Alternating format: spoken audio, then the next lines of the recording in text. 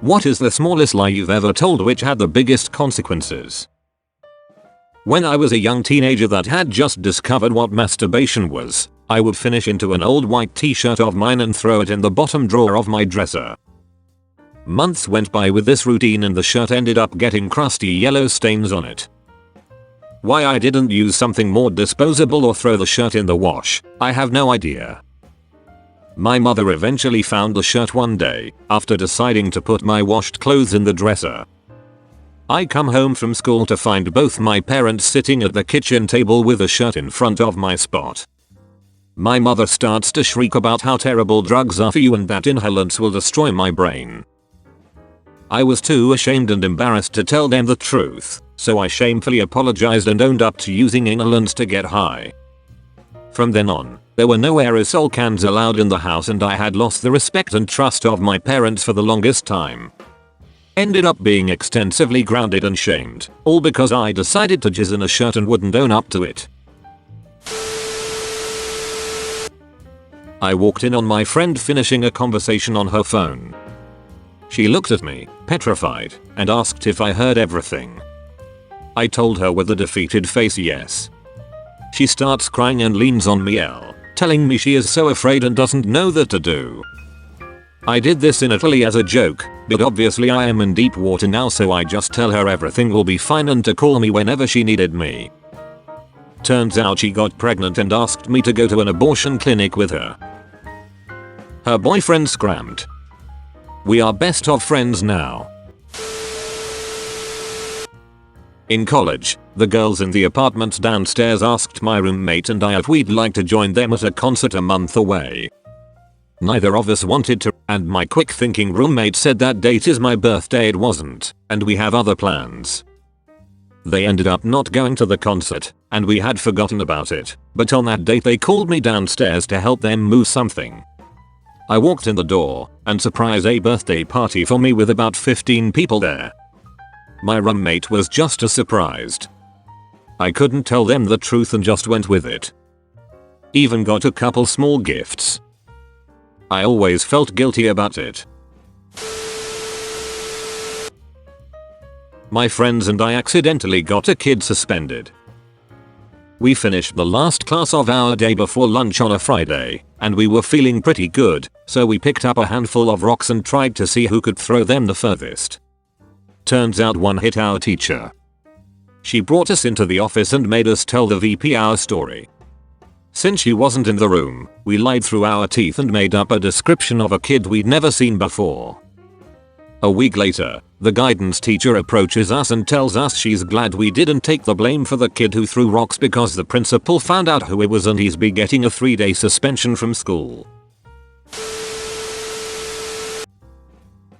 Once when I was a kid, I invited a kid that I bullied horribly over to my house for a sleepover because I was told I had to do something nice for someone I hurt by our priest during confession. I went to a Catholic school. The next day after a pretty boring night, we were playing in the snowbanks and I lied telling him my foot was stuck and I couldn't get it out.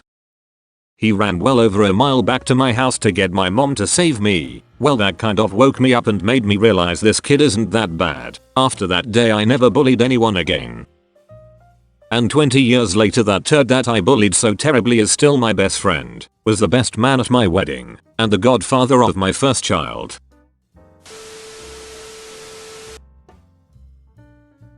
Once when I was around 6 or 7, my mom brought home some delicious chocolate and gave some to me. I loved the stuff and stole the bar that she had saved for my stepdad. He comes home and my mom can't find the chocolate. She asks me what happened to it. I blame the Duncan, our dog, knowing that he often eats things off the counter. I didn't know at the time that chocolate was toxic for dogs. My mom goes terribly pale and rushes Duncan to the vet, and he has to throw up.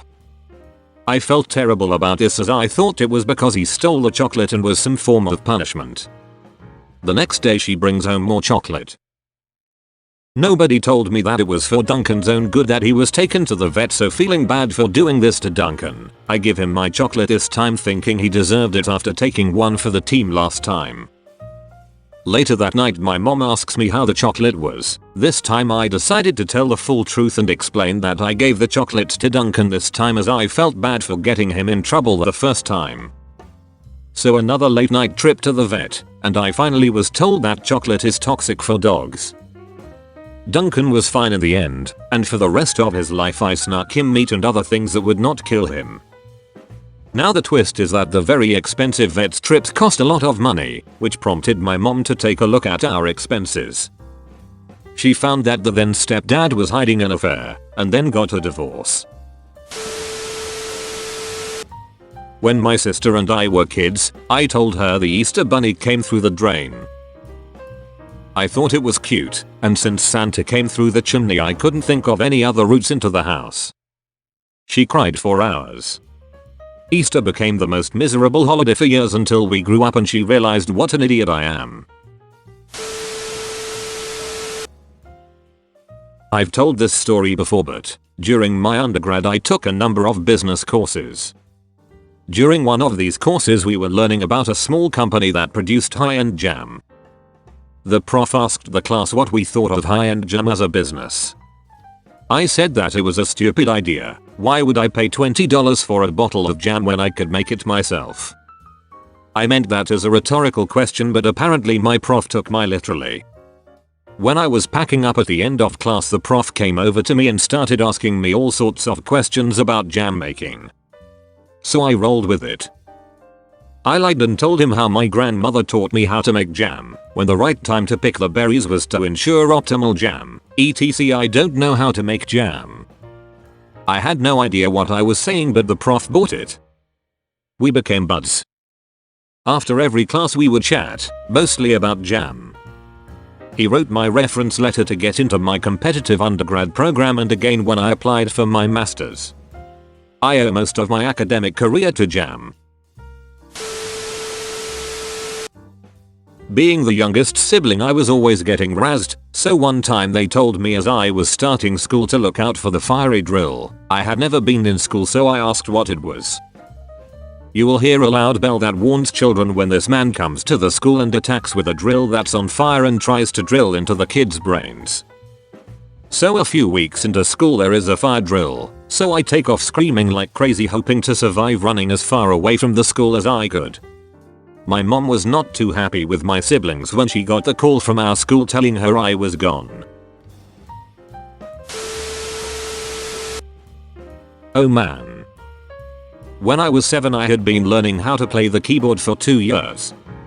It was one of those Casio keyboards that had light up keys to learn how to play a song. If you put the easy setting on, you could literally hit 1 or 2 keys over and over again and it would play the entire song through. So at the age of 7 my grandparents thought I was a prodigy. I could play Fur Elise, Canon Indie and Moonlight Sonata. Family and friends would come over to listen, watch me play and were astounded. 2 years or so go by like this. For my 10th birthday my grandparents bought me a real piano and signed me up for a summer camp where prodigies of different instruments went to compete. Very expensive. My entire family, friends from school and a priest family friend was there for my birthday party and wanted to hear me play on my new piano. I broke down crying and ran to my room and confessed to my grandmom what I had been doing for years, and it broke her heart and trust for me. It sucked. I still cringe when I think about it. I've been playing for over 20 years now though and can play all of the songs I listed and probably hundreds more now. When I was about 13 I called a little boy ugly. At the time, my mom's best friend was driving me home from school. Of course she told my mother what I said, and my mom asked me to not say things like that. I told her I didn't call anyone ugly. It was a little lie. At first I didn't know what she was talking about, and it became this big whole ordeal about my kid would never lie to me and why would I lie about this. They were best friends and they no longer speak because of this. All 3 of us were dumb and immature.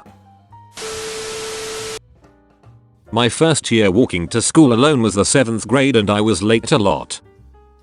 It got to a point that the teacher told me I would have to do all the day's chores, putting chairs down in the morning, wiping boards clean, cleaning after lunch etc. if I was late again. Well, the next day I was running late as usual. Being a lazy sob, I knew I had to do something to get out of doing the daily chores. So when the teacher asked me why I was late, I thought back on the assembly we had a few weeks prior on school safety. So I told the teacher that a strange man pulled up to me when I was coming into school grounds and asked me to come with him to see some puppies. I honestly thought that would be a good enough excuse and it would be the end of it. Fucking nope. School was suspended for the rest of the day, police were called, my parents were called in. And I was interviewed for the entire day. Had to describe the man, the car, everything. They ended up hiring a security officer for the grounds because of that incident and put in a few new cameras. We had monthly school assemblies because of it too. And it was all for nothing. Because less than a week later I was late again and had to do all the daily chores. Thanks for watching. Did you ever tell a lie that ended up backfiring? Tell us about it in the comment section. And don't forget to like and subscribe to hear the best new Reddit stories daily. If you've already subscribed, you can ring the notification bell to get good luck all year. Trust me, I would never lie to you.